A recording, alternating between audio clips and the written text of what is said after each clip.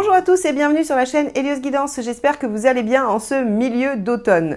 Je vous propose d'aller explorer aujourd'hui la sphère relationnelle, affective et émotionnelle avec deux tirages. Le premier qui sera un tirage qui concernera toutes les personnes qui ont quelqu'un en tête, dans leur cœur ou avec qui ils ont une problématique relationnelle, que ce soit amoureux, familial ou amical. Et le deuxième tirage concernera davantage des célibataires puisqu'il ne parlera que de vous et de votre période du mois de novembre sur le plan émotionnel.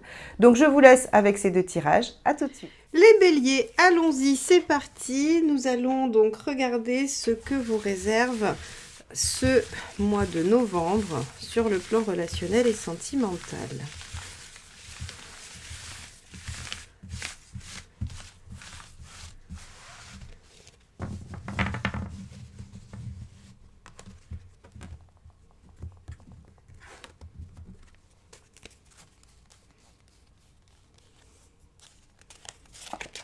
Alors, l'empereur inversé. Bien, il y a, semble-t-il, des choses qui vont bouger, des choses qui étaient figées, qui n'avançaient pas et qui vont pouvoir se mettre en mouvement, ou bien des choses qui étaient stables, sécures pour vous et qui vont visiblement perdre de leur stabilité, de leur engagement.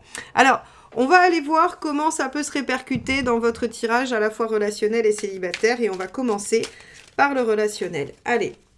Quel est l'état d'esprit de votre partenaire? Hop là, on a celle-ci qui a sauté. Alors, on a le 9 de bâton. On a un ou une partenaire qui décide un petit peu quand même de sortir de sa zone de confort, qui a l'intention d'aller un peu au-delà de ce qu'il ou elle sait faire habituellement. Le 9 de bâton, c'est vraiment dans cette dynamique de se dépasser. Voilà, on est dans un état d'esprit d'aller chercher un peu ses limites et voire même de les dépasser. Bien, on va regarder en quoi ça va impacter la relation. Donc, on va déjà regarder, vous, votre état d'esprit.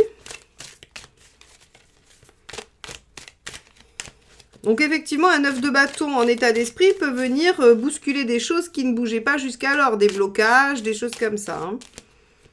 Alors, vous, quel est votre état d'esprit ? Ok, la grande prêtresse. Alors vous êtes plutôt dans une dynamique de patience, d'envie d'en savoir plus, de comprendre, d'être dans une réflexion. La papesse, elle est passive, elle n'est pas du tout dans une dynamique d'action. Elle reste plutôt sur l'aspect d'essayer d'intérioriser, de comprendre. Elle suit son intuition aussi. Alors peut-être que vous avez l'intuition que le ou la partenaire va se mettre en mouvement, va faire des choses et donc vous avez une attitude plutôt observatrice, plutôt dans l'attente de voir ce qui se passe du côté du partenaire. Alors, quelle est la problématique ?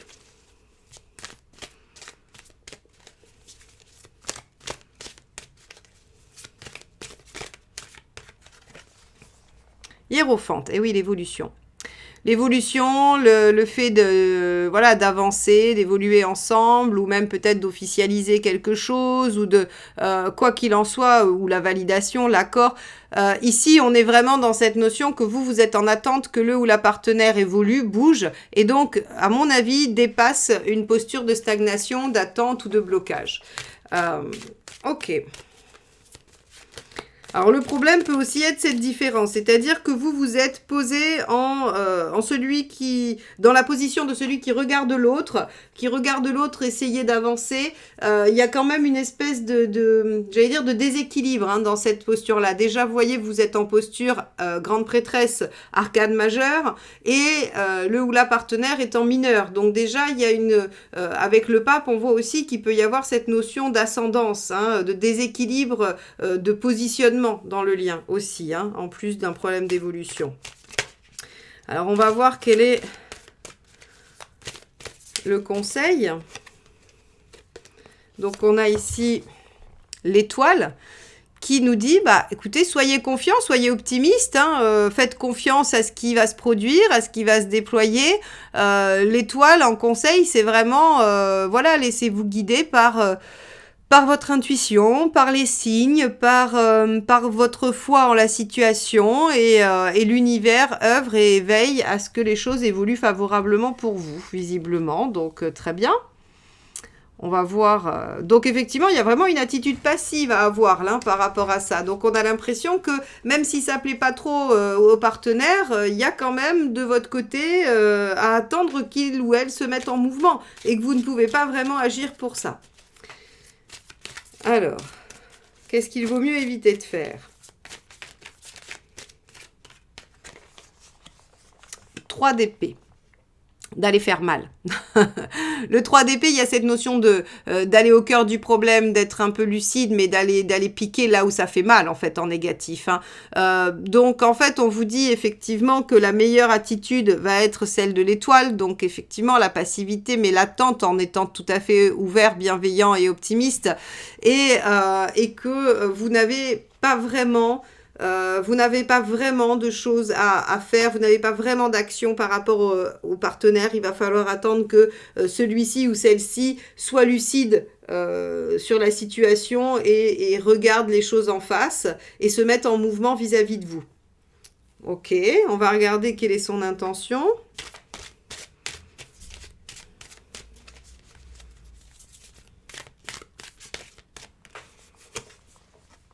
Deux d'épée, prendre des décisions, trancher, se positionner, très bien, parfait, bah oui, c'est pour ça que les choses bougent hein, et qu'on sort d'une situation qui pouvait paraître bloquée, c'est que vraiment entre un 9 de bâton et une reine d'épée, on a un ou une partenaire qui se décide à se mettre en mouvement et vous n'avez pas d'autre chose à faire que de regarder le partenaire se mettre en mouvement.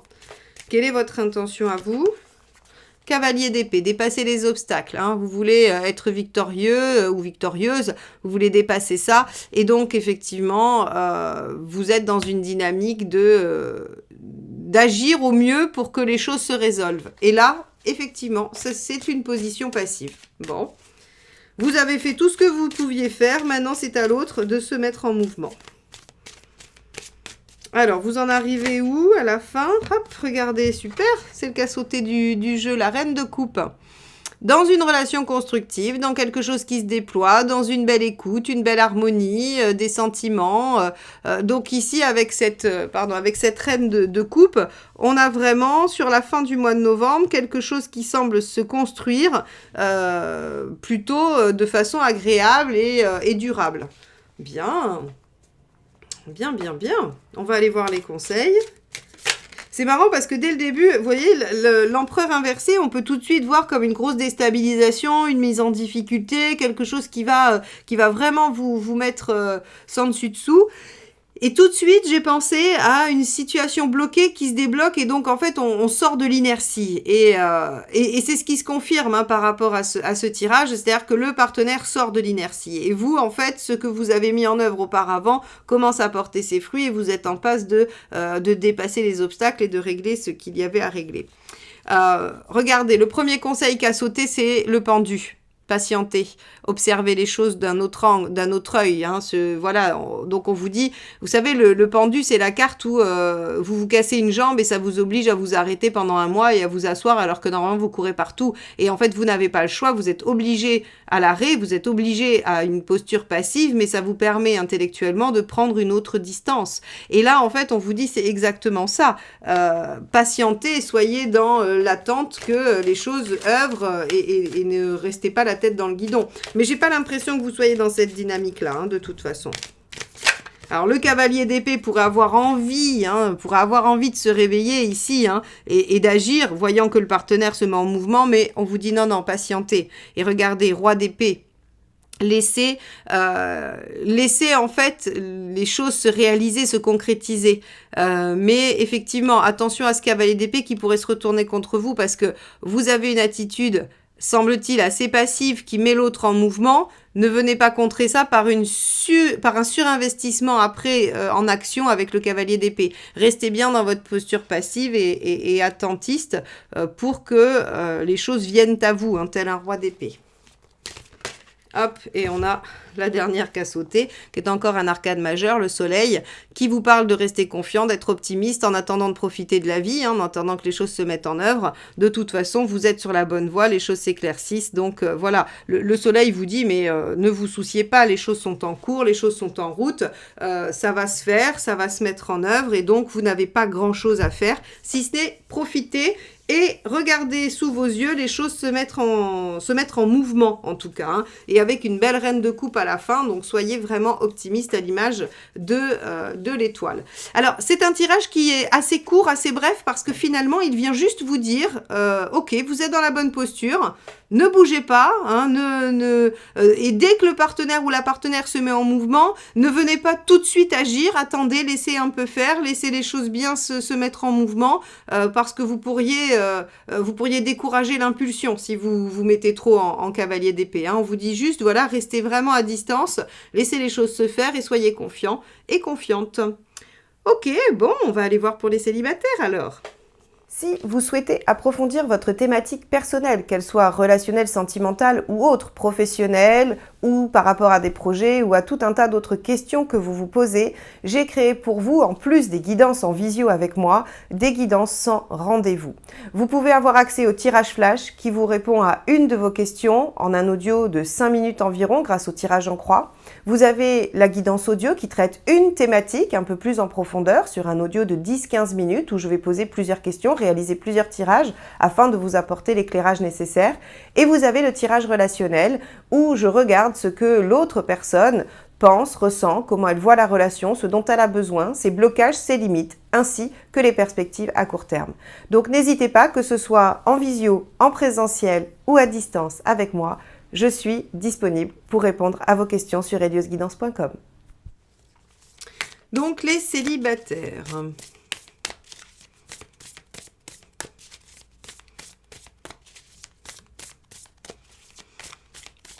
Quel est votre état d'esprit? Le 7 de bâton. Ok, vous avez envie de défendre vos valeurs dans votre vie affective, émotionnelle et relationnelle. Très bien. Le 7 de bâton, c'est vraiment cette notion de savoir ce qu'on veut, hein, d'avoir vraiment, d'avoir suffisamment réfléchi et évolué pour savoir ce que l'on veut, pour savoir ce que l'on souhaite. Donc ici, votre état d'esprit est j'ai des valeurs, j'ai des envies, j'ai des besoins et j'y tiens et j'ai envie qu'ils soient respectés. Ok. On va aller voir ce que vous voulez.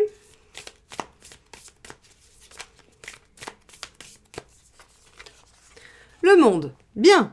Un épanouissement, quelque chose qui vous amène à vous sentir vraiment heureux, épanoui. Donc ici, avec l'arcane 21 dans votre volonté, on a une volonté d'ouverture, hein, une volonté d'ouverture et de réalisation. Donc, tout en respectant le 7 de bâton, vos valeurs et vos besoins. Alors, pourquoi ça ne marcherait pas ? Qu'est-ce qui pourrait entraver ça?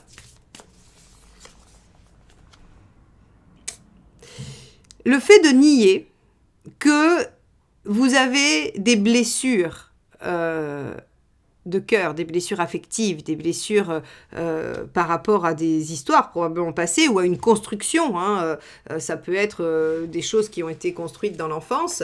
Quoi qu'il en soit, ici on vous dit, ok, vous avez certaines valeurs, certains besoins et vous avez envie de vous ouvrir et de les mettre en œuvre. Mais, semble-t-il, vous faites un peu l'autruche. Hein, le 3 d'épée en négatif, c'est faire l'autruche sur les problématiques, ne pas vouloir les regarder en face, ne pas vouloir les affronter.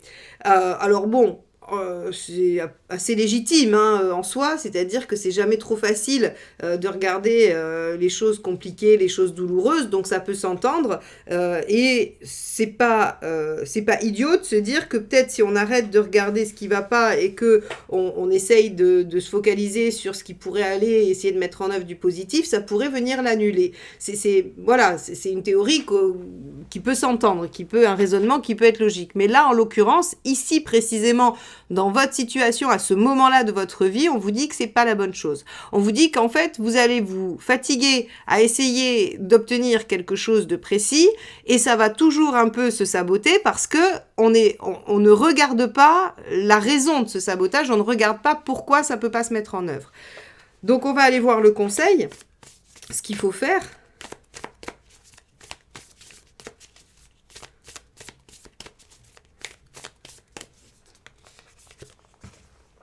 page de coupe.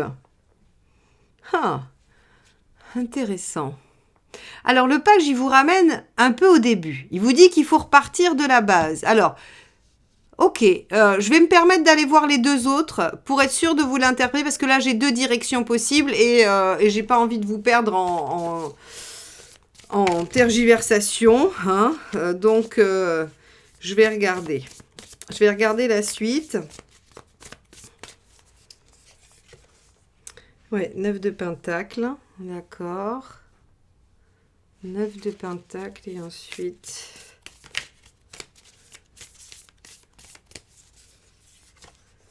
Ouais, cavalier d'épée, d'accord. Ok.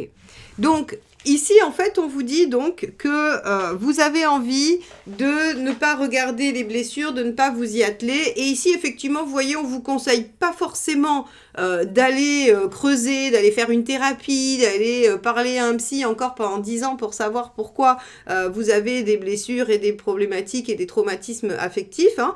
C'est pas du tout le sujet, puisque le page de coupe assorti du 9 de pentacle, en fait, vous conseille plutôt d'essayer d'apprendre une autre façon de faire. C'est-à-dire que ce qu'on peut supposer, c'est que vous essayez d'atteindre une réalisation tout en fonctionnant de la même façon que ce qui vous amène aux blessures. Vous voyez, c'est en gros comme si vous repreniez la même procédure en espérant que le résultat ne soit pas le même à la fin. Alors en PNL, on dit toujours plus de la même chose, produit toujours plus du même résultat, et je trouve que cette phrase est extrêmement vraie. Et là, en gros, c'est ce qu'on vous dit. C'est-à-dire que le page de coupe vous dit, bon, allez, ok, il va effectivement falloir décider de s'ouvrir à des nouvelles choses, repartir un peu de la base, repartir à zéro, mais le 9 de pentacle vous propose d'apprendre de nouveaux fonctionnements, vous propose d'intégrer dans votre façon de faire des façons différentes pour que vous puissiez vous donner toutes vos chances d'avoir un résultat différent de celui qui vous amène toujours à ce 3 d'épée et qui vous fait souffrir. Et là, ce qu'on vous dit, c'est qu'en faisant comme ça, vous obtenez un cavalier d'épée, qui est celui qui dépasse les obstacles et qui est victorieux par rapport à sa problématique. D'accord? Donc en fait, on vous dit, ok, vous avez identifié vos besoins, vos valeurs et ce que vous voulez, et vous voulez l'atteindre, mais seulement il y a des choses inconscientes qui se jouent, donc en fait, en continuant à agir de la même façon, même si vous avez identifié ce que vous vouliez, comment vous le vouliez, et que vous êtes foncièrement décidé à atteindre votre objectif, vu que vous fonctionnez de la même façon, ça ne marche pas. Donc on vous dit repartez de zéro, fonctionnez différemment et vous dépasserez vos obstacles en évitant la case peut-être introspection avec la lune, avec l'ermite, avec tout ça, puisqu'ici c'est pas de ce dont il s'agit. En fait, en gros, on vous dit un peu de faire une thérapie comportementaliste, vous voyez, et pas psychanalytique, c'est-à-dire j'essaye de modifier mon comportement et par la répétition, je vais obtenir un résultat ou en tout cas je vais formater les choses différemment pour moi. Donc voilà pour vous les béliers célibataires, il va juste falloir que vous appreniez à faire un peu différemment et a priori ça porte ses fruits. Et donc le cavalier d'épée, il vous dit que vous êtes victorieux, c'est-à-dire que si vous souhaitiez retrouver une harmonie, vous la trouvez, si vous voulez rencontrer quelqu'un, vous atteignez votre objectif, vous rencontrez quelqu'un, surtout avec une attitude page de coupe. Donc, voilà pour vous. Écoutez, j'espère que ce tirage vous accompagne dans vos réflexions, nourrit vos recherches personnelles. Si c'est le cas, n'hésitez pas à liker, partager et commenter mes vidéos. C'est vraiment comme ça que vous me soutenez et que vous me permettez de continuer à vous offrir mensuellement ces guidances. Si vous n'êtes pas encore abonné, je vous invite à le faire également. Et je vous invite à regarder jusqu'au bout le générique. Vous aurez un diaporama des bougies que j'utilise qui viennent des lueurs de Cassiopée. C'est Fabrice, un artisan français qui fabrique ses bougies vraiment dans le respect de l'artisanat. C'est vraiment des bougies faites le plus localement possible et dans le respect des règles de la spiritualité. Donc je vous invite à aller voir ce que chacune de ces bougies peut vous apporter en termes de bien-être, en termes de méditation, de spiritualité. Vous avez tout ça sur son site. Je vous souhaite une très belle journée ou soirée et je vous dis à très bientôt. Bye bye.